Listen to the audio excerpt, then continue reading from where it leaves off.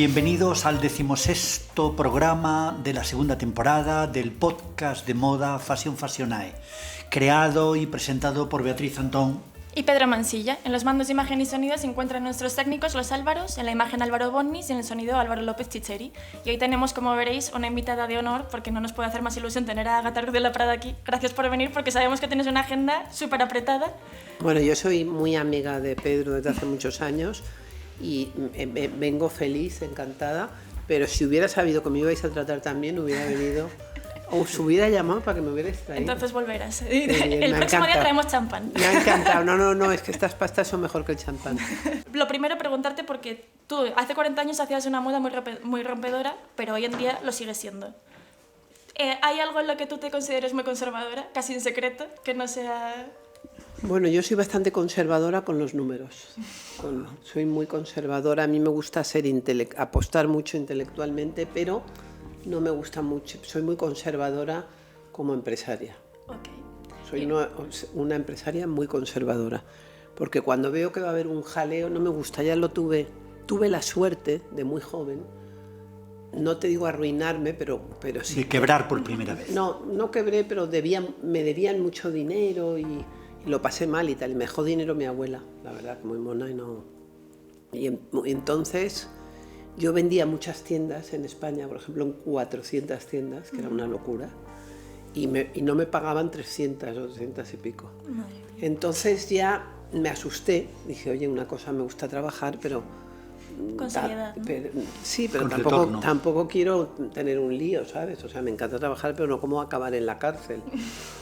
Y entonces ya me asusté, salí de la situación, y nunca más, toco madera, he tenido un problema, gracias a Dios, porque cuando veo que la cosa se pone fea, me retiro. Y eso se corresponde con tu primera época de éxito arrollador, con los primeros cibeles, eso por poner alguna fecha. Bueno, yo tengo, digamos, un éxito mediático al principio, de que todo el mundo me conocía, pero, como tú sabes muy bien, al principio todo el mundo decía, esto no se lo va a poner nadie, esta chica está loca, los trajes son imponibles y tal. Entonces, por eso yo, ayer que inauguré mi exposición, una exposición en el Museo del Automóvil y de la Moda de Málaga, pues estaban todos como, los trajes, ¿sabes?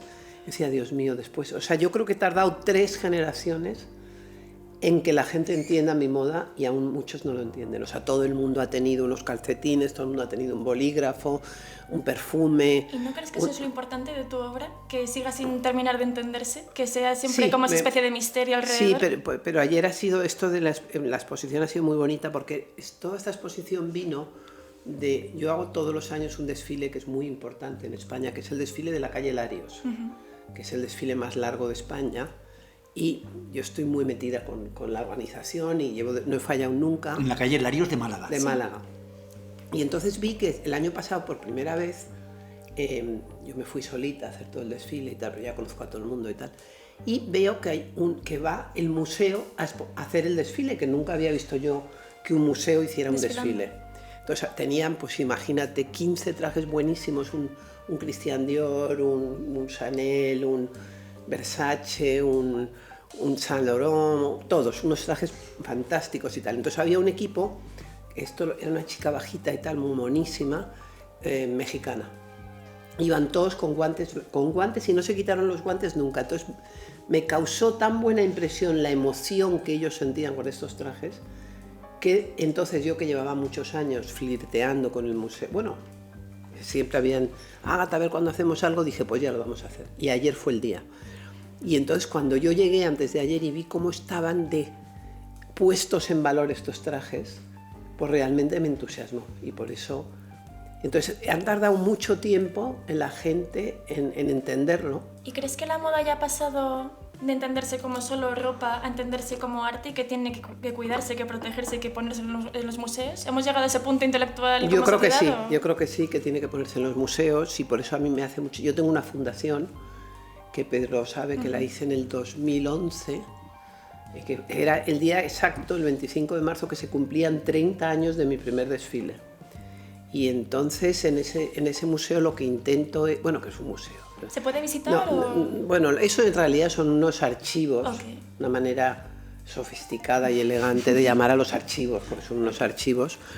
Pero ahí una de mis intenciones es estar en estas exposiciones y que haya trajes míos en distintos museos del mundo, porque lo que sí que me noto es que si hay un traje en el FIT, por ejemplo, pues cada poquito lo sacan. Y entonces es muy emocionante, ¿no? ¿Y qué importancia tiene para ti exponer en tantos museos de todas partes Bueno, del el mundo? otro día, por ejemplo, había una exposición en Madrid que se llama de Alicia en el País de las Maravillas, que está en CaixaForum, que había estado en Barcelona. Entonces ahí hay 2 trajes míos, que no hay de ningún español más. Bueno, pues una tontería, pero te vas encontrando a Agatha por aquí, a Agatha por allá, a Agatha no sé dónde, a Agatha... Y eso es importante.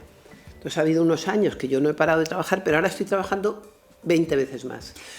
Agatha, y yo le iba a sacar, aunque tú ya la has sacado, pero es importantísimo el nombre de tu abuela. Tu abuela es como... a mí me recordaba a Joan Miró. Era pequeñita, los ojos muy vivos, tenía una alegría impresionante y fue fundamental en tu vida. Yo creo que tú eres Agatha Ruiz de la Prada por culpa de ella. Mira, mi libro que mañana lo voy a presentar en Marbella y el lunes en Barcelona se llama Todo por un plan. Y en el fondo Todo por un plan es un homenaje a mi abuela, que era una persona totalmente fanática de los planes, de que había que hacer planes. Entonces, lo que pasa, claro, ella en esa época, pues las señoras no trabajaban, ¿no? Entonces ella pues hacía puntos sin parar, cada día se hacía un jersey. Se desestresaba cada 20 minutos, que no se los ponía a nadie, porque eran unos jerseycitos difíciles de poner. Y siempre hacía planes, pues tenía muchos planes. Y le daba igual que fuera un funeral, que una boda, todo le parecía un plan. Y también iba a la compra, no te creas que el plan era solamente salir, sino que, por ejemplo, a ella le encantaba ir a la compra y además ir a la compra y comprar lo más barato que encontrase. O sea, era una cazagangas.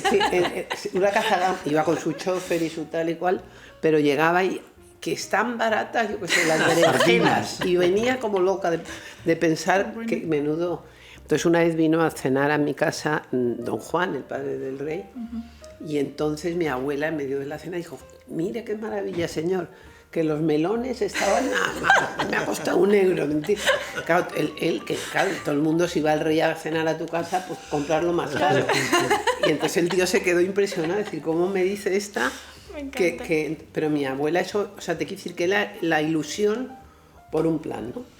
Y siempre hablamos y mi abuelo decía, pero ¿tenemos necesidad de comprar lo más barato, Mary? ¿Y tú recuerdas cómo fue tu primer desfile? Porque tu primer desfile es en el salón de la casa de tu abuela. Mi primer desfile fue en local. Ah, ok. Y luego, pero mi primer desfile en Barcelona sí fue en el salón de casa de mi abuela. Siempre hablamos en el programa, para que no se me escape luego, que es muy importante las primeras impresiones que tenemos en la infancia, porque luego como que generan todo nuestro universo creativo y tal. ¿Qué impresiones crees tú de tu infancia que te han marcado luego? Bueno, yo vivía en la casa... Aparte de tu abuela. Yo creo que en la casa más bonita de Madrid. Yo creo que no he conocido ninguna casa más bonita que la que yo vivía de pequeña, que mi padre era uno de los grandes arquitectos de su generación y además fue el coleccionista más importante de España de los años 60. Entonces me fue el primero que compró un tapies, por ejemplo. Entonces yo vivía ahí en una casa que era alucinante, con césped de verdad y con 2 piscinas en un 8º piso. Wow. O en un 9º. Y entonces la casa era espectacular. Pero también quiere decir que mi padre, como te acercases a un cuadro, bueno, entonces tú tenías que ir por la casa como si fuera sin respiración, porque no podías tocar nada porque... Y en la casa de al lado vivían los Garrigues Walker, que eran lo contrario, les daba igual, y le decía: Juan Manuel, es que tú eres un coseísta. Pero bueno, la verdad que la cosa del coseísmo, pues... Hoy he leído estaba leyendo una cosa de que era horrible ser coseísta, pero yo soy bastante coseísta. Es un fetichismo especial, ¿no? Sí, es que te gusten las cosas. Es que las cosas te gusten. Por ejemplo, yo ahora me he cambiado de casa y estoy ordenando los libros míos. Y entonces cuando tú vuelves a ordenar un libro, pues muchas veces es como si te lo regalasen de nuevo, como si te lo estuvieras comprando, porque es un libro que hay veces que se te quedan ahí y muy pocas veces miras tus libros, ¿no? Entonces cuando empiezas, ya lo estoy ordenando completamente distinto de lo que lo había ordenado en la otra casa, porque ahora, bueno, pues me ha cambiado la cabeza y tal y cual. Me paso horas y cuando de repente encuentro un sitio para poner un libro me da una gran felicidad. ¿Y has conseguido salvarlo todos o has tenido que desprenderte de alguno en la mudanza? Tengo una duda de si mandarle unas cajas al innombrable de libros aburridísimos o no. Pues si tienes la duda se las mandarás. No lo sé, estoy ahí, pero estoy aún haciendo el Tetrix, es un Tetrix. Y yo me acuerdo de cuando el COVID también bajé una librería entera. Todos, y me despertaba desmontamos la casa y volvemos a montar. Me despertaba a las 4 de la mañana y decía, este libro lo tengo que poner al lado del otro. Eres de los pocos diseñadores españoles que presume de su librería. Es que es muy... Acelera. ¿Cuáles Sí, es son muy tus importante autores eso. favoritos o fetiche? Bueno, tenemos una cosa en común, pero para mí mi fetiche total es de luego que es Proust. Bueno, ya somos 3. Sí, qué bien, pues eso es una maravilla. Por eso de repente ayer me pregunta uno, oye, cuéntame tu infancia. Digo, pero tú has leído a Proust. Pero tú ¿qué me estás contando? Tengo 7 tomos. Si estamos para 800 contar. páginas para hablar de una Madalena, ¿qué más? Y luego, ¿de qué quieres? O sea, ¿cómo te voy a resumir mi infancia en una pregunta así deprisa y corriendo, no? Total. Sí. Pero si te la volvemos a hacer, ahora que ya estás preparada, sí que tienes una palabra que resuma tu infancia. Felicidad. Hay una frase que luego te pediré que repitas, que era de tu abuelita, que a mí me impresionó desde el primer día que me la contaste en uno de tus famosos jueves en la casa de tus padres, de Marqués de Riscal, que es aquella de las personas que han sido muy felices de niños, luego de mayor viven amargados los últimos días de su vida. Y los que han sufrido mucho de jóvenes terminan muriéndose con los últimos años de su vida siendo inmensamente felices. Puede ser, es verdad, porque Eso se cumple siempre. Sí, al menos su abuelita lo daba por pero probado. Es que lo que pasa es que en el fondo que es los niños que decían antes es un niño muy mimado. Entonces cuando tienes muchos mimos, ¿Termina siendo infeliz? pues terminas siendo infeliz, porque claro, no va a girar el planeta entero. No, y no Y luego a aprendes mí a me ser encanta mi autosuficiente. trabajo y todo el mundo sabe que yo disfruto una barbaridad, pero hay cosas de mi trabajo que a lo mejor no me gustan. Pero esas las considero que ya que trabajo algo me tiene que no gustar, es lógico, ¿no? Y tú que llevas un ritmo frenético de vida, que no sé cuántos desfiles haces al año, pero haces más de 4 como todos los diseñadores. 74. 74 al año. Bueno, ¿y vas a todos? A todos no, pero a casi todos. ¿Y cómo haces para manejar tener vestidos en miles de exposiciones, hacer Mira, pues decenas de todo, desfiles? fíjate, ayer hablando de esto, por ejemplo, lo del Museo del Automóvil, pues eso es una historia que empezó a primeros de los 2000, que yo iba muchísimo a Portugal, porque producía mucho en Portugal y estaba en un hotel en Guimarães, Qué bonito. con una chica que en ese momento era mi mano derecha y que estaba siempre conmigo y tal. Y de repente nos dicen, hay un señor que os va a venir a buscar y que os va a invitar a cenar y os va a invitar. Bueno, pues era un señor que nos iba a enseñar. Y llega un señor y nos lleva a una especie de hangares bonitos, de una casa buena, pero descuidadillos. Y empieza a enseñarnos Rolls Royce, que tenía ahí un montón de Rolls Royce y tenía tal y cual. Y luego el señor nos sube en el coche, pone el coche a toda velocidad y para a 3 metros de un acantilado. Ay, Dios. Yo ya rezando, Dios mío, ya me muero, qué pena, con lo bien que me lo estaba pasando. Bueno, un horror. Y ya cuando el tío para, ya me dio como un ataque de risa histérica, que estuve como 3 horas riéndome o 4. Y entonces digo yo, este tío, tú fíjate que no le conozco de nada y la que... Pero nos hicimos amigos porque él era muy original. Y ese señor, pues esto era de Famalicão, un sitio que está cerca de Guimarães. Y bueno, y de repente me vuelvo a encontrar con ese señor que es el que al final acaba haciendo su museo, contra todo pronóstico, en Málaga. Y entonces pues yo voy a la inauguración, voy a no sé qué, me lo encuentro por todas partes. Y yo creo que era una de las primeras españolas que él conoció.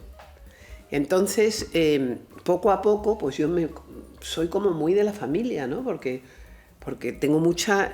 Primero el museo era el Museo del Automóvil y luego ya empieza a ser del automóvil y de la moda. ¿Era un fanático también de la moda? ¿O fue Sí, algo porque un poco más- el dinero de este señor le venía, como casi siempre, del textil. Ah, Entonces su abuelo había tenido unas fábricas textiles, su padre se arruinó yo creo que cuando la revolución de los claveles, y él era un tío muy particular y acaba siendo el alcalde de Málaga, pues le convence de hacer de que el museo se haga en Málaga. Y entonces pues hemos estado ahí un montón de veces. Una vez estuvimos tú y yo en una en una semana que hizo de la moda y tal y cual. Efectivamente. Y también La primera edición. La primera edición, que este año, hoy empieza la 4ª edición. Wow. Y luego yo hice un desfile ahí que me dio un alfiler de oro el alcalde. En fin, he ido muchas veces. Y ya te digo que cuando ya veo cómo cuidan su colección, pues es cuando dije, bueno, pues efectivamente ha llegado el momento. Yo me acuerdo con Luismi, que yo llevé a Luismi al museo, un viaje que fuimos a Granada, para que él... ¿Lo conocías? Para que él se hiciera amigo, pensando que él quería hacer su museo de moda, pero él no le interesaba nada porque no le gustan los museos. Y entonces, pero bueno, que he ido muchas veces y que era una relación, yo era un poco como de la familia. Y entonces estos 2 días metida ahí a tope, Qué bien. ha sido como muy bonito, ¿no? Porque luego conocí a la mujer, que yo no la conocía, a la hija que ha venido de Los Ángeles solo para esto. Y dices que a Luismi no le gustan los museos, pero intuyo que con tu inteligencia a ti te encantan. A mí es que me encantan los museos porque esa gente que dice me voy a tomar un café o me voy a tomar una caña o me voy a tomar un whisky, yo no. Me voy al Pompidou, ¿no? Yo toda mi vida, sin querer, paso por un museo. Voy a toda velocidad, eso ¿Y sí. cuáles son tus favoritas? Bueno, por ejemplo, vivo en París, muy cerca del Louvre, aquí me encanta ir. Bueno, es que soy loca de los museos, es que yo en una semana me puedo ver 5 o 6. Y además no solo me gustan los museos, sino que me gusta la historia de los museos. Entonces, por ejemplo, en Málaga ha habido una historia del CAC Sí. que en un momento dado fue el mejor museo de España de arte contemporáneo, porque lo llevaba uno que se llama Fernando Francés. Entonces, cómo ese museo hace unas cosas totalmente revolucionarias, las mejores exposiciones de España, y cómo desaparece. En este momento lo han cerrado, aunque lo van a volver a abrir. Pero como en un momento dado el IBAM, yo me acuerdo como cuando yo iba al IBAM, y el IBAM era es que para mí ir al IBAM era como lo más importante del mundo. Luego, de repente, pues estuvo muy de moda el museo este de León, que estuve el otro día. El Musac. El Musac. Bueno, de repente al principio el de Barcelona, el Museo de Arte Contemporáneo, que lo había hecho uno de los Five Architects. Y entonces como esa cosa de la historia de los museos y como un museo... Claro, porque tú puedes abrir un museo, pero un museo hay que darle contenido, hay que dar exposiciones, hay que saber comisariarlas, hay que saber... Traer público. Claro, entonces ya te interesa, porque yo he habido muchas exposiciones en mi vida que las he visto en 10 sitios diferentes. Wow. Cómo lo cuelgan, cómo no lo cuelgan, por qué lo ponen, por qué no lo ponen. Y Yo hablando- el otro día iba corriendo, por ejemplo, corriendo por una cosa que llegaba tarde, y paso por delante de la Fundación Marc. Ah, qué bueno, me encanta. Y digo, mira, total, porque llegue Y no dos sabes mil- el chocolate que hacen en la porque cafetería. llega 3 Un minutos rato, más no tarde, pasa tampoco va a pasar nada. Y eso que yo soy muy puntual, y me metí. Y otro día ya me he metido 2 veces, pero a esa debió de pensar, el señor está loca, pero iba Diré pumba, que fuera. mis padres una vez te vieron en el Prado y dijeron que ibas a toda pastilla toda. por el Prado. Y mi hijo, por ejemplo, se pone nerviosísimo, no le gusta nada ir de museos conmigo, porque él va A contemplar lentamente, ¿no? y se pasa horas y tal. Y yo no, yo voy, como ya me los conozco más o menos, y además yo soy muy inquieta, pero es muy importante también esto que te cuento, la historia de los museos, porque claro, no es lo mismo el CAC con Fernando Francés Ya. que el CAC con mi tía Pascuala. Entonces no tiene nada que ver, puede ser un rollo, o sea, tienes un Total. espacio, pero no tienes un alma. Y hablando de arte y moda, es que yo creo que tu obra ha llegado a un punto en el que es tan reconocible por cualquier español, latinoamericano o cualquier persona de Nueva York. O sea, un vestido de Ágata puede ser como un Yayoi Kusama, por ejemplo. ¿Tú crees que se podría coleccionar vestidos tuyos como si fuesen arte y tenerlos en casa expuestos? Pues yo o- creo que sí, porque mira, una de las cosas más bonitas que hice el año pasado, que llevaba mucho tiempo, todas estas cosas que parece que no, te quiero decir que yo he hecho una exposición ayer que nació en el fondo la noche que este señor me invitó a cenar. Pero yo tengo una íntima amiga mía Eso es muy prustiano. que lo sabe muy bien Pedro, que se llama Piluca, que ha sido mi mejor amiga durante años y años, la madrina de mi hija y todo. Y Piluca ha sido mi mejor clienta durante años. Entonces yo iba a hacer una exposición en Zaragoza y pensé, en vez de hacer la misma exposición siempre que me aburre, pues voy a hacer una exposición que solo vi yo en el Metropolitan de Nueva York, que era una exposición sobre el armario de una señora muy elegante de los años 70. Entonces se llamaba Gartrove, o no sé cómo se llamaba, y era todo, básicamente, sobre todo yo me acuerdo que había muchísimos Saint Laurent, que es lo que más me gusta a mí, del mundo. Y entonces lo que quise es hacer el día 12 de octubre, que eso al final me parece que no lo conseguí, una en Zaragoza, porque mi amiga es de Ateca, al lado de Zaragoza, una exposición que era un homenaje a sus trajes, y entonces lo hice. Entonces fuimos y hicimos una exposición que era solamente de una clienta. Qué fuerte. Y entonces eso son cosas que a mí me divierten y que ya le cogió a ella un poco, bueno, ya se emocionó, pero hubo un momento que su hija, que trabaja conmigo, no quería, se pusieron agresivos y todo. Porque mi madre, porque la intimidad, porque no sé qué. ¿Se sentían expuestos al enseñar la ropa? No, dieron la lata, estaba pesada, tal. Y ya la niña envenenó un poco a la madre, se puso muy pesada y tal. Y luego cuando vieron esto, se quedaron impresionados, porque era un homenaje de amor a Piluca, y a la vez para mí era genial, porque era enseñar una coleccionista con sus bolsos, y luego Piluca ha sido una persona muy divertida, porque cuando ella va a un desfile, yo siempre me quedo con lo peor, con lo que no se ha vendido, ¿sabes? Con lo peor, después de las rebajas, todo. Pero ella se sienta en el desfile y en vez de pensar, como estoy yo pensando, la prensa, el otro, el no sé quién, el patatín que no se ha sentado, ahora sale, tal cual, ella piensa qué es lo que mejor me podía yo comprar de esta colección. Y entonces eso lo ha hecho durante 80 desfiles, y entonces ella va eligiendo, pero se concentra muchísimo en lo que ella quiere. Y entonces tiene una colección muy bien hecha, con mucha cabeza, y eso lo encuentro yo muy bonito, ¿sabes?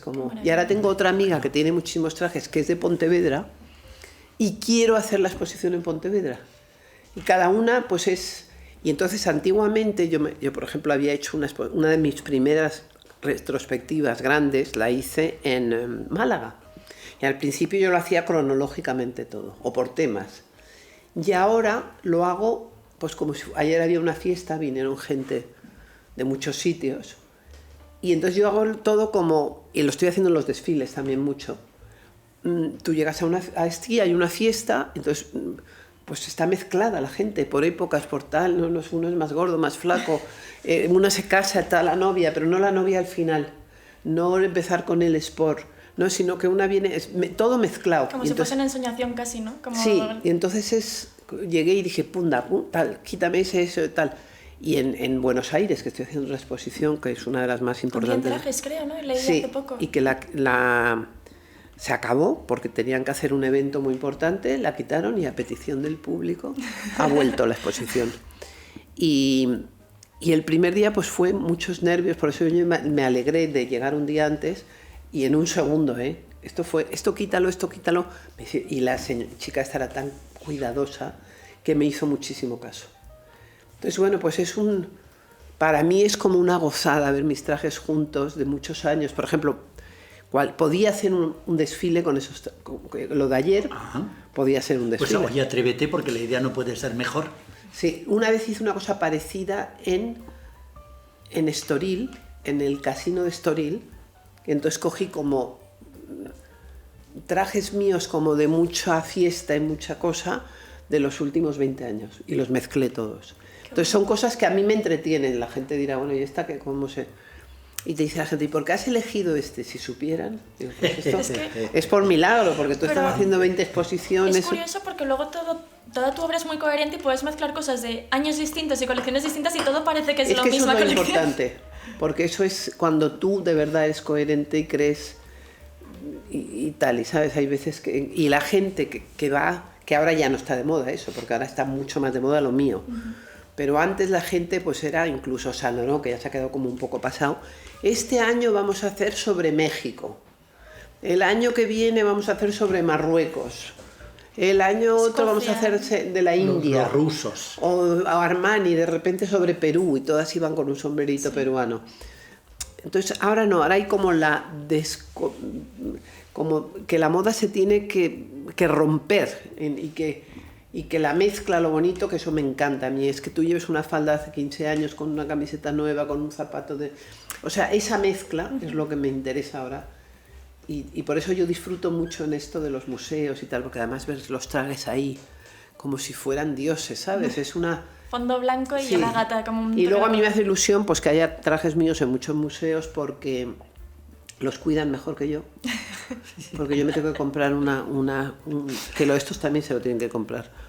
unos armarios que he visto, que llevo como años soñando con ellos. Mantienen la humedad. Que son esos que tienen como, ¿sabes? Que se abren. Sí, así. sí. O sea, Sí. Como del Banco de España. Eso. o el Museo del Traje. Sí, pero claro, el Museo del Traje tiene muchos. Claro. Sí. En fin, que todo esto, lo importante es que te divierta. Entonces un día, por ejemplo, aparte de esto que estamos hablando, el mes pasado, aparte de esta gran exposición, una de las más importantes de mi vida, que ha sido la de Buenos Aires, en la Usina del Arte, y esta del automóvil, y ahora voy a hacer una dentro de 10 días en ¿cómo se llama este sitio? En Benalmádena. Pero aparte de esto, en el último mes y medio hemos presentado una colección de chocolates, una colección de sal y pimienta, que lo vimos Bueno, y fuimos a un evento de un aceite, ¿De aceite? exquisito. un aceite exquisito, que hoy lo llevaba a una comida que he tenido súper guay, y que le están venga a dar premios, y es la bomba el aceite. Luego hemos presentado Una línea de productos de limpieza. Una línea de productos de limpieza ecológicos. Luego hemos hecho Creo que solo carritos hace falta- para la compra. Solo que hace están falta hacer aviones. No, pero entonces toda esta locura, la verdad, sí, ha sido una época de mucha...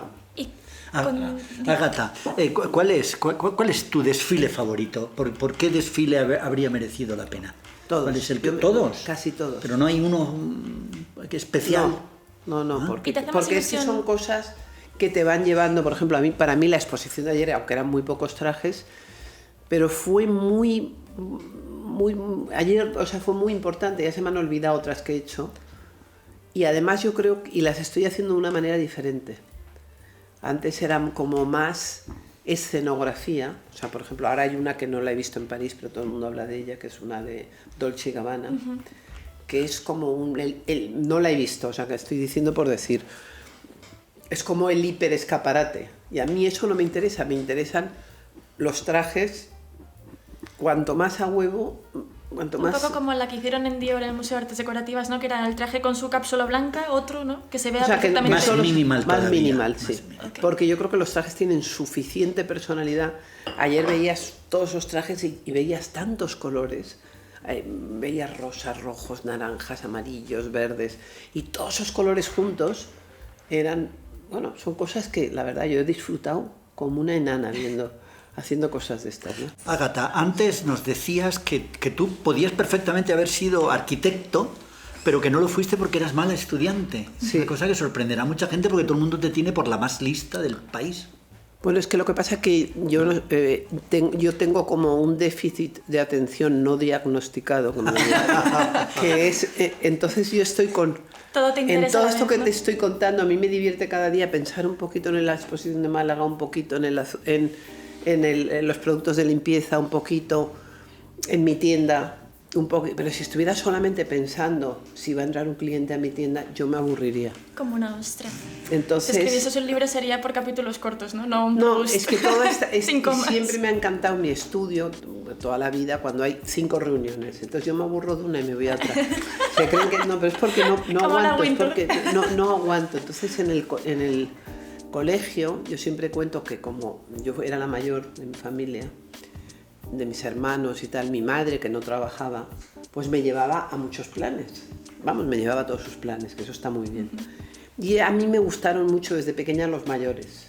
Pero, A mí también. y entonces me encantaba la conversación de los mayores y tal y cual. Cuando ya me había habituado a conocer a gente interesantísima, bueno, unos interesantes y otros menos interesantes, pero a lo mejor simpáticos o lo que fuera. Y me llevan al colegio con 5 o 6 años y veo unas niñas de 5 años y digo, pero estas niñas, ¿qué conversación tienen estas niñas? Menudo Yo me rollo. habitué a ir siempre con hombres.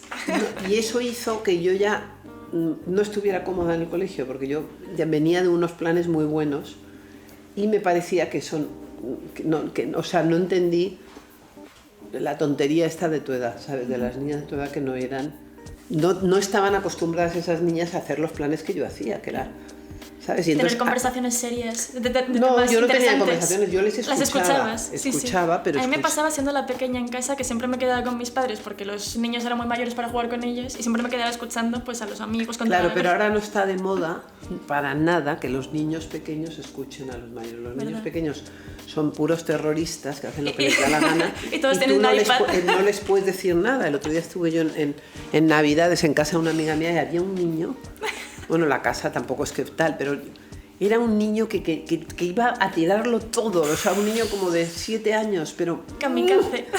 Y venga a correr y a correr, o sea, si no se vino la casa abajo fue porque Dios no quiso. Entonces, y la abuela me decía, que estuvo ayer en lo mío esto, no, es que ha dicho el médico que les tienes que dejar hacer lo que quieran, a tope. Bueno. Entonces, claro, ese niño no tenía ningún interés por escuchar a los mayores ni por nada, o sea, le dio... Y bueno, pues es una corriente que hay ahora, ¿no? Entonces... Y volviendo un poco al tema de las colaboraciones, yo te recuerdo de mi infancia, por ejemplo, por tener todo el material del cole, la mochila, los cuadernos, los bolis tuyos.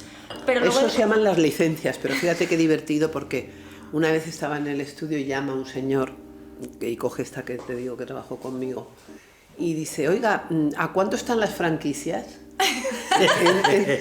Pero primero que no son franquicias, son licencias. Primero que nosotros no hacíamos franquicias. Y segundo, como que a cuánto, ¿esto qué es? ¿Una carnicería? Y entonces dijo, ¿a cuánto están las franquicias? Pensaron que era Benetton, ¿no? No, pero sobre todo, ¿cómo que a cuánto están? Entonces nos hizo gracia la... Pero si es que has hecho hasta contenedores de vidrio, o sea, has hecho tantas colaboraciones... Y luego te las vas encontrando en los sitios, entonces se ¿Cuál ha van sido mezclando. la Pues, más divertida de todas? mira, el para otro ti? día fui a Telecinco y me maquilló un maquillador, porque el mío no estaba, y me dijo, fíjate Ágata, yo te conozco, que nunca te lo he dicho, de un desfile que hiciste en Caracas para Absolute Mandarin, que debió de ser en el año 2000. Okay. Y yo no tenía ni una sola foto ni nada tal. Luego me mandó una foto, yo se la mandé a la directora de la fundación y me dijo, ¡jo, qué bien! Porque no tenemos ni una foto de ese desfile. Pero un tío que estaba obsesionado y que tiene muchas más fotos, ahora voy a ver si le veo más veces.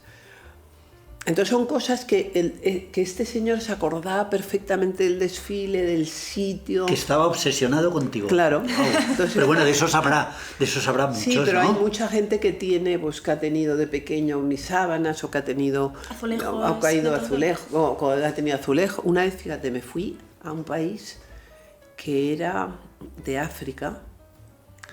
Que era, no, ¿qué país Gabón. era? Dios mío, no, Gabón no, Gabón era mucho más civil. Gambia. Dana. Gambia, puede ser Gambia, no sé, bueno, un país rarísimo que me fui. Y de repente era la época de los mosquitos, esa que había el dengue y todo eso. Estaba lleno de mosquitos, estábamos durmiendo en un cuarto, que yo siempre abro las ventanas, pero no las abrí. Y venga llenos, por tal, y estábamos asustados. Llegamos al país este tan impresionante y toda la carretera, que era de tierra, con unos carteles inmensos que ponía Ágata Ruiz de la Prada, yo no me lo podía creer, con el traje de la boca y los ojos, bueno, el traje más bestia que he hecho en mi vida, que por cierto me lo robaron. Y entonces estaba yo por ahí por tal, y nos levantamos como a las 5 de la mañana, porque amanecía muy pronto. Vamos a desayunar, y en toda la mesa todas las mesas del desayuno estaban hechas con mis azulejos. Claro, me quedé tan alucinada, dije, pero ¿cómo es posible? O sea, que realmente después de tantos años, pues donde no ha habido un azulejo, ha habido... Yo me acuerdo la segunda vez que estuve en Atenas, salgo del hotel, veo un niño y el niño llevaba mis zapatos. Wow. Porque es verdad que yo vendía muchísimos zapatos Yo tenía muchas cosas de bebé, pero yo vendía mucho en Grecia, uno de los sitios que vendía mucho más que en ningún sitio del mundo. Entonces esas cosas, pues a lo mejor ese niño pues se cree que ellos... O a lo mejor hay gente que se cree que yo no existo, por ejemplo, ¿no? Que no te pone cara, pero sí estética. Ágata, tú te resistes a darme tu desfile favorito. Yo estoy buscando, que en alguno de ellos ha debido haber emociones casi inconmensurables. ¿Cómo fue la primera vez que tú desfilas en Florencia o la primera vez que tú desfilas en París? En Nueva York. En París, no, sobre todo en París, porque París era como... Uf. La primera vez que desfilé fue la bomba y la primera vez que desfilé en París fue la pera. Me acuerdo que desfilé debajo del Museo de Arte Moderno, en la avenida de Kennedy. Y me acuerdo que salí a la puerta, no me lo podía creer. Y había una luna llena y estaba al lado del Sena y fue como tan emocionante. Tú imagínate que yo facturase 1 millón de euros. Pues en ese desfile me gasté 5. Imagínate. Sí. O sea, cogimos un avión y nos fuimos a París con todo el avión lleno de amigos. Wow. Y todo el mundo cantando y tal y cual. Entonces fue... Y en Moqueté, 500 metros cuadrados de desfile. No la moquetita del desfile de... Sí, sino la de las modelos solo. Sino una moqueta que yo tenía fantástica, que luego nos la trajimos, y de corazones. Y bueno, y eso era una locura. Tenía, ¿sabes? Todos los trajes se fueron en un camión de... Eran otras épocas, pero todas esas cosas no te olvides. Ese fue un desfile muy importante. ¿Dirías que es una de las ciudades que más te ha marcado en Sí, tu vida? ¿O? a mí París me ha marcado muchísimo porque París para la moda es, como dicen los portugueses, o máximo. Es o máximo, es que no hay nada. O sea, no hay nada comparable. Aunque Italia es también y luego todo lo más ya es otra cosa. Porque hubo temporadas que tú desfilabas en Madrid, en Barcelona, en París y en Florencia, pero al mismo tiempo. Al mismo tiempo. Todo eso lo hacía... Florencia, los niños. Imagínate, eso lo hacía... Y luego los niños en Barcelona, los hombres, hacía novias además. Bueno, que sepas que la tía de nuestro técnico de sonido de novia se vistió de ti. Ah, sí, qué mona, ¿ves? Me sonaba a mí lo de... Ay, joder. Pero qué cañonazo. Qué bien. Qué maravilla. Pues fíjate, y sí, la verdad que había épocas que era... Y llegaba enero, ¡oh! Y los niños, que era lo más difícil del mundo, pero no es lo mismo unas modelos normales que unas niñas que cuando van a salir quieren todas ir a hacer pis. En ese momento. O se ponen a llorar, que no quieren salir. O se ponen... Entonces son niñas que están ahí sus padres, sus abuelos, porque en Florencia la verdad ha habido bastante negocio con las niñas modelos. Porque sí, porque ha habido padres que yo veía que los padres vivían de las niñitas modelos. Como los niños Disney Channel un poco, ¿no? Que... Sí, bueno, entonces eran un negocio, entonces iba el padre, pues iba a algunos tal y cual, completamente, pero se pasaba 2 días enteros y las niñitas tal, pero luego a lo mejor la niñita 10 minutos antes se ponía a llorar y aparte que tú a una señora le puedes ayudar a vestirse, pero hasta se expone en invierno los leotardos, la media, los guantes, abróchaselo, que bueno... Y era una cosa de locos. La verdad que ahora lo pienso y digo, qué burrada lo que era. La verdad que lo que trabajábamos y nos íbamos de equipo. ¿Y lo que trabajas? Porque es que llevas un ritmo... Una vez que estábamos ahí en Florencia, íbamos a cenar y éramos 45 personas. Una boda por la calle, y encima buscando restaurantes. O sea, no teníamos el restaurante organizado, sino... No, oiga, ¿tiene usted mesa para 45? Entonces era una locura. Oye, Ágata, tú eres un ejemplo de 2 cosas muy importantes para la moda española. Una de ellas, de un diseñador creativo que luego va y vende su producto. Y el otro, de un diseñador español que luego va y vende fuera de España. Es que para mí lo de fuera de España ha sido fundamental. Por eso la gente no entiende cómo yo me cojo un avión y me voy a Chile, me voy a Bolivia y me voy a Argentina. ¿Qué pasa? Que en Argentina... Bueno, por ejemplo, ahora mismo en Málaga, como yo voy mucho a Málaga, pues me quieren en Málaga, porque consideran que yo voy mucho a Málaga. Y que les cuidas yendo allí a... No, y te lo agradecen, y bueno, aparte de que poco a poco te vas haciendo amigos claro. importantes, pero ayer el alcalde de Málaga me mandó un ramo de flores y una carta escrita a mano espectacular. Entonces, lo mismo te pasa en Argentina, o lo mismo te pasa... Tú llegas a Ecuador y bueno... En Colombia, en una época, era como si fueses un jefe de Estado. Sí, una cosa... pero porque, ¿sabes? Era una época que nadie iba a Colombia, todo el mundo tenía como miedo por las guerrillas y todo ese rollo. Y yo llegué ahí tan contenta, tan pichi con mis... Entonces, bueno, pues al final... ¿Y cómo se percibe la moda española en Latinoamérica, en Grecia, bueno, etcétera? Es que también yo he tenido la suerte de que todos esos años, por ejemplo, he tenido el perfume, que ha sido muy importante para mí, y entonces yo he estado protegida un poco, aunque todo esto, el 80% me lo he organizado yo solita, pero no es lo mismo ir apoyada por un perfume y apoyada por una venta de cosas, que tú sola ir a hacer un desfile que nadie, ¿sabes? La gente si no te conoce... No, y con los desfiles que haces, muchas de nosotras, por ejemplo, no nos ponemos eso por la mañana para ir por la calle un vestido de globos. Pero yo te quiero preguntar si alguna vez has tenido que sacrificar funcionalidad por estética o más bien estética por funcionalidad. No, lo que pasa es que hay veces que me apetece más hacer un desfile comercial, como yo digo, como esta camiseta, porque ya me harto de hacer los otros y luego hay otras veces que me apetece lo otro. ¿Y cómo es tu proceso al diseñar? ¿Es más de impulsos y de intuición y vais probando cosas yo en el normalmente taller o es muy cuando hago un metódico? desfile, como ese día tengo muchísima adrenalina, es el día que, por ejemplo, yo ayer disfruté con esto del museo, es que no os lo puedo ni imaginar. O sea, fue como un disfrutar tan increíble. Entonces venía la prensa muy poquito a poco. Vino hasta prensa de Madrid en tren, ¿eh? Y luego se fueron. Y entonces cuando tú estás haciendo un desfile, de la adrenalina me sale el próximo casi siempre. Digo, el próximo voy a hacerlo así. Porque es cuando estás tú ahí viendo y dices, anda, pues mira, ¿sabes qué? Te pilla trabajando la creatividad, básicamente. No, pero es como un momento en el que tú te concentras muchísimo y te sale. Te sale. Ágata, periodismo y moda, tú sabes de lo que hablas, ¿no? Bueno, yo creo que es muy importante en la moda la comunicación. Y entonces, por eso últimamente que he tenido ciertos problemas de comunicación, pues yo respeto mucho, y lo saben, por ejemplo a los paparazzis, porque yo sé lo que es estar ahí en un portal esperando que venga alguien y que no venga, por ejemplo, ¿no? Entonces nunca jamás me burlaría de un paparazzi, siempre intento ser amable con ellos, aunque no pueda hablar, pues lo intento explicar, y son amigos míos, o sea, te quiero decir que casi es... Y hay otra gente que no se toma en serio el tema del periodismo, y yo sí que me lo tomo en serio, entre otras cosas porque yo me levanto y leo los periódicos, aparte de...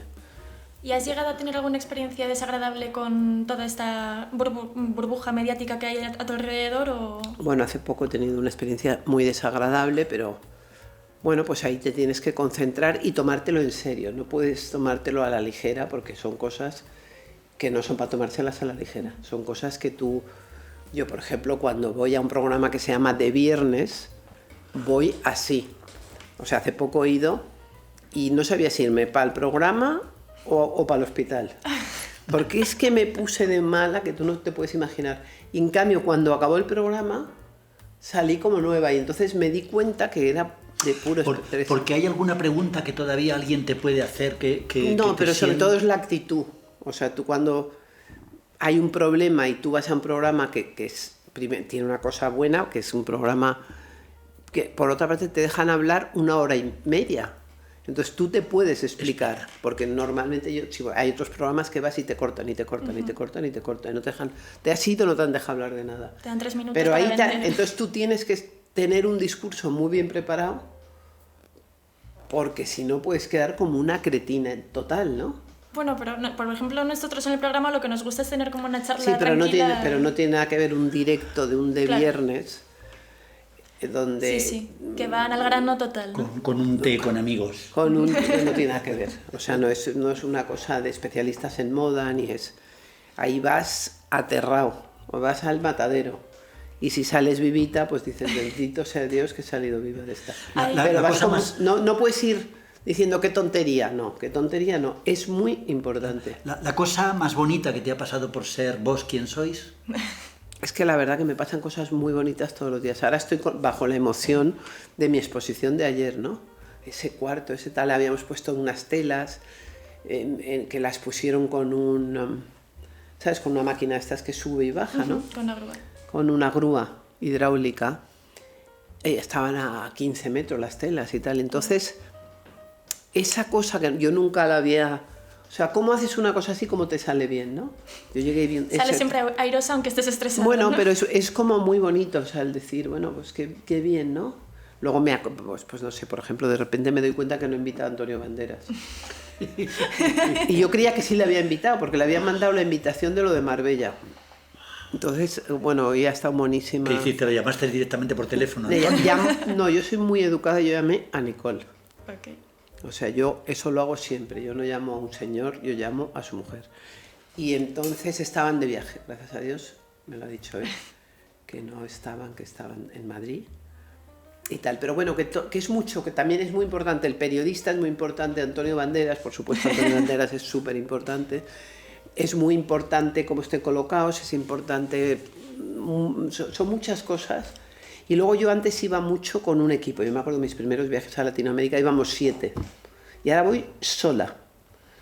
Entonces salir sola, pues me tengo que espabilar mucho, ¿sabes? Porque me tengo que preparar todo, y cómo me maquillo, y cómo me peino, y dónde me tal, y no sé qué, y el otro tal, y qué... ¿Y qué importancia tiene? Pero tú ya tienes un estatus internacional como para ir como mínimo siempre con una persona. Pero es que además me he dado cuenta que no es bueno ir con una persona, porque yo tengo ya súper amigos bestiales en Argentina, en Uruguay, Vas arropada, en ¿no? Colombia, pero vamos, yo tengo una amiga en Colombia que me está escribiendo ahora mismo, que es una de mis mejores amigas del planeta, y que me he ido a su casa, es tan amiga mía que me he ido a su casa y no ha estado ella y me ha dejado su marido y todo, imagínate lo amigo de verdad, ¿eh? Entonces, y esta es amiga mía, pero amiga, mato por ella. Oye, y siendo tan importante, ¿cómo puedes tener tantas amigas? Bueno, pues porque soy muy dependiente. Yo soy lo contrario de una persona independiente. Yo toda la vida, yo llego a Nueva York y tengo una amiga que se llama Maribel, que ahora voy a vivir a su casa porque la mía la tengo alquilada. Y entonces eso es como si Maribel tuviera un patito detrás. Maribel va a la compra, yo voy a la compra. Maribel va a la farmacia, yo voy a la farmacia. Maribel va a mandar un email y yo me puedo... Y se debe quedar diciendo, ¿y esta tía que me ha salido ahora? Y con todo lo que tienes que delegar, ¿qué importancia le das tú cuando buscas a alguien nuevo para el equipo? ¿Qué tiene que tener? Porque supongo que bueno, yo cuando creo que es tienes muy tantas cosas en importante. mente... Yo creo que la gente pues nunca se sabe, porque además la gente cambia a lo largo de la vida. Y entonces es muy importante un equipo, saber delegar y es muy importante saber dirigir un equipo. Muy importante. Pero cuando a veces estás por todo el mundo haciendo cosas y tal y cual, pues no puedes controlarlo todo, la verdad. ¿Y te has quedado alguna vez dormida? ¿Has perdido alguna vez un avión? Pocas veces, porque yo soy muy histérica y entonces llego pocas veces, la verdad. Y además, por ejemplo, yo pongo el despertador a las 6 y a las 6 menos 10 me despierto, siempre. O a las 4 y a las... Esos son los ritmos circadianos, sí, ¿no? Que no, te despiertas siempre con el ritmo que sueles No, llevar. me despierto porque mi cabeza sabe que me tengo que despertar y entonces yo me pongo, a veces me pongo el teléfono y el iPad y el no sé qué y tal, y además se lo digo al del hotel y siempre me despierto antes. Oye, Ágata, ¿tú crees que los buenos tiempos de la moda han pasado o no? Yo creo que ahora mismo estamos en un momento que no tenemos ni idea de qué momento estamos, por lo menos yo no tengo la suficiente... ¿Lo dices por Trump o por la inteligencia artificial? Bueno, la inteligencia artificial yo creo que va a ser el mejor diseñador del mundo. O sea, en el tema de diseño lo veo clarísimo que la inteligencia artificial va a ser el hiperdiseñador, porque vas a ver lo que todo el mundo quiere, lo que te sienta bien, el material más que haya que poner, el color, ¿qué tal? Entonces, los consumos de tejido, entonces, todo. eso va a ser imbatible, absolutamente imbatible. Y solamente se puede batir un poco, pues un poco si tú tienes un estilo, una trayectoria, una historia. Es imbatible. El prestigio de la marca, ¿no? Sí, pero ya casi no, porque yo últimamente he leído mucho sobre moda y he visto muchas series y he visto mucho tal. Y si te fijas, en el fondo estamos en Chanel, en Balenciaga, en Christian Dior. ¿En Louis Vuitton? Bueno, en Louis Vuitton sí, pero no tiene una historia Louis Vuitton que se conozca. Pero estamos en lo mismo que estábamos cuando yo empecé. O sea, realmente marcas... Que haya entrado una marca tan importante como esta, se han entrado... No, todo lo contrario, todas las importantes que entraron han desaparecido. Por eso no, pero bueno, están las italianas, está Sí, Prada, por supuesto, Fendi, y Gucci. está Gucci y tal, pero en Francia, que son las importantes de verdad, o sea, lo que es moda, pues están las que estaban hace 50 años. Sí, pero por ejemplo desapareció Montana, desapareció Terry Müller... Me acuerdo Montana, que yo le veía por la calle a las 5 de la mañana... Montana, yo le veía mucho a Claude Montana. Y yo me acuerdo cuando para mí Claude Montana, yo tenía 17 años y Claude Montana era la bomba. Y luego encontrármelo por ahí por mi barrio, sí. Tú presumiste siempre de una amistad especial con el presidente del Corte Inglés. Bueno, ¿No se ha repetido esto también con el presidente de Inditex? Bueno, yo me considero muy afortunada de cómo se ha portado conmigo. El Corte Inglés ha sido una cosa impresionante. Isidoro, hablaba siempre de Isidoro. Isidoro para mí ha sido como un padre. Y tengo que decir que Inditex se ha portado conmigo colosal. O sea, nunca en mi vida les podré agradecer tanto como me han ayudado. Pero una ayuda infinita. Pero no toda que hasta te has emocionado. Sí. ¡Wow! Otra pregunta, Bueno, otra pregunta que me hace muchísima ilusión que me respondas si la consideras decente. ¿Llegará un día en el que Ágata Ruiz de la Prada compre Prada o llegará un día en el que Prada compre Ágata Ruiz de la Prada? Es que en este momento yo creo que hay una gran confusión con las marcas, porque las marcas de lujo están en un momento un poco difícil, porque ya yo creo que han abusado mucho de todo, ¿no? O sea, bueno, hay gente que está emocionada pensando que se ha comprado un bolsito de Hermès y que cada día vale más dinero. Entonces se creen que es un Pollock. Puede que tengamos, no sé, a mí me gustaba, toda la vida me ha gustado más Pollock que un Pollock, un Jackson. Entonces, el lujo está en un momento complicado de replanteamiento de todo, ¿no?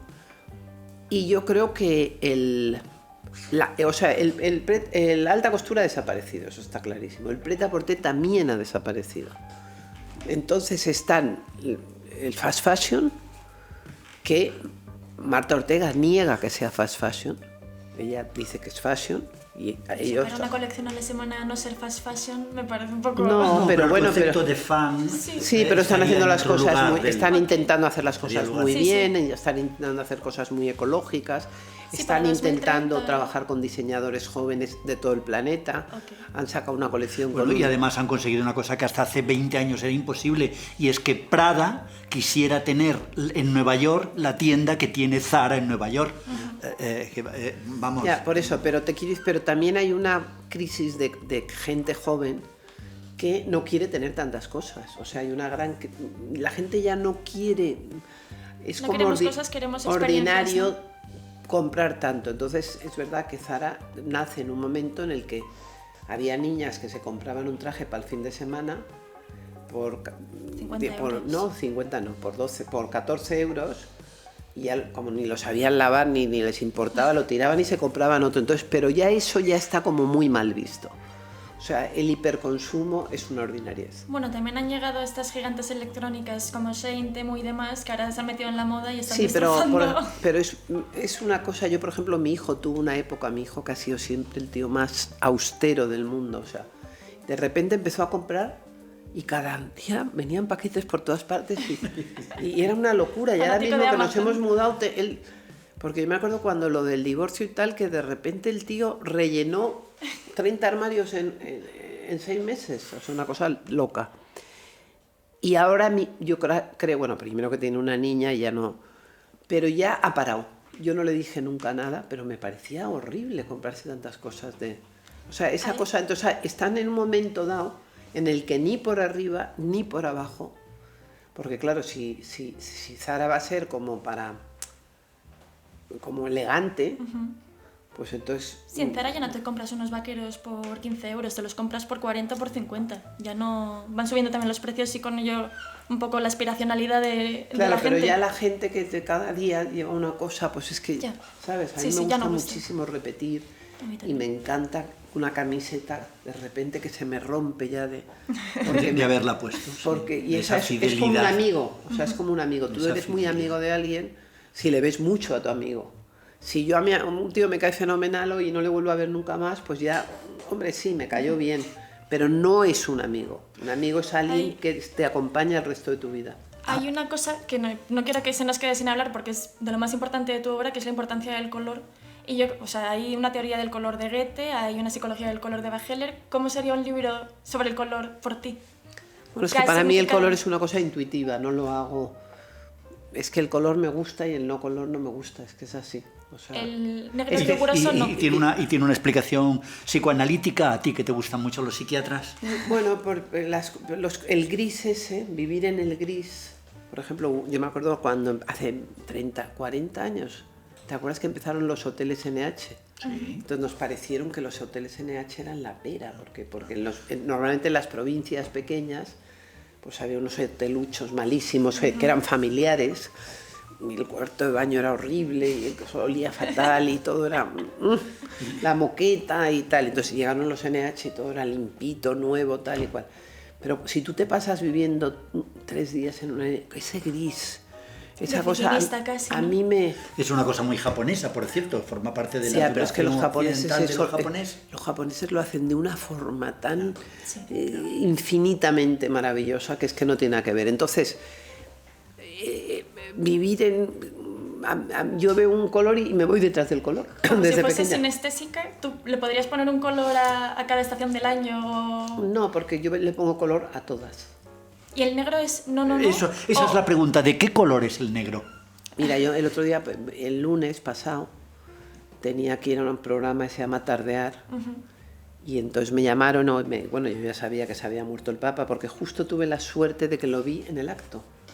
O sea, justo yo entraba en un trabajo y justo antes de entrar miré y justo se acababan de dar la noticia. En el momento exacto, es más, miré el New York Times y no lo tenía el New York Times. Todavía puesto. O sea, que fue... ¿Lo llegaste a conocer? Al Papa Francisco sí. Y ¿Qué te ha entonces parecido? ¿Te ha gustado? la bomba. Y entonces, claro, de repente dicen, oye, no sé si te van a anular porque se ha muerto el Papa. Entonces yo ya tenía un traje para llevarme y tal. Y claro, voy a mi casa a lavarme los dientes y de repente digo, conchas, si se ha muerto el Papa hay que ir de negro. Lo vi clarísimo. Entonces tardé 3 minutos y fui de negro de los pies a la cabeza. ¿Pero Entonces, tú tienes un vestido negro? sí, porque tengo una esquina de funerales. Y entonces llegué ahí en Telecinco y se quedaron todos alucinados. Sí. Porque, claro, la gente ahora mismo piensa que el negro es el color sexy. Cuando para mí el negro es un color de respeto y de luto. Tom Entonces, Ford. esta gente que va muchos días de negro y el día que se muere el Papa no van de negro. Ya. Y yo veía a la presentadora y la veía de rojo y la veía de tal y la veía... Digo, pero bueno, ¿cómo? Y entonces, claro, yo llegué de negro, entera. Y perdona la pregunta, pero claro, no es lo mismo si yo hubiera estado en mi casa que ir a la tele. Ya. Entonces es una señal... Sí. De clase. ¿Y cómo te puede gustar tanto Saint Laurent si no te gusta el negro? Bueno, es que Saint Laurent ha sido el rey de los colores. Es que Saint Laurent es el tío que mejor ha mezclado el fucsia con el morado, con el azul, con el...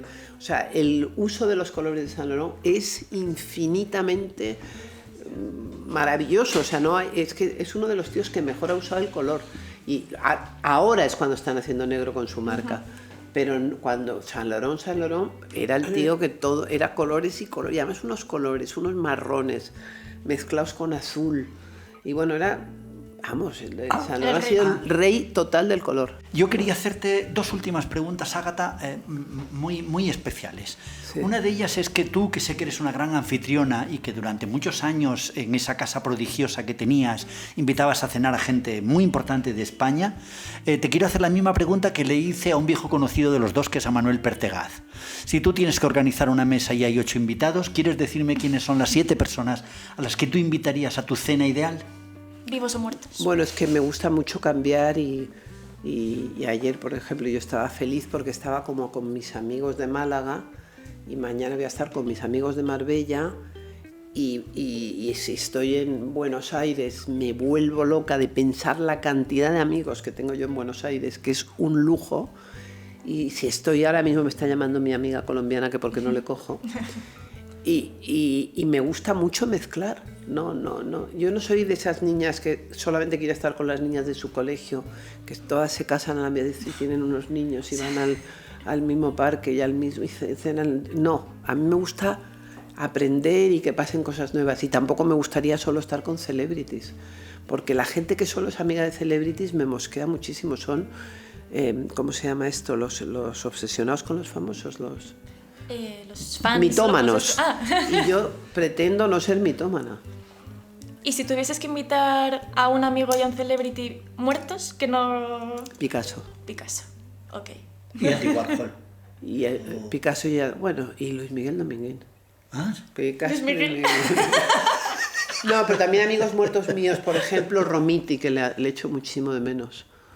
Y gente que yo he conocido súper guay. Hoy me han dicho que se ha muerto un amigo mío de Nueva York, que era mi mejor amigo de Nueva York. Y he cenado tantas veces con él y me encantaría volver a cenar. ¿Y cuándo fue la última vez que te dijeron guapa? Bueno, es que la gente confunde guapa con... No, yo digo la persona adecuada en el momento adecuado. Bueno, ya, la verdad que tuvo...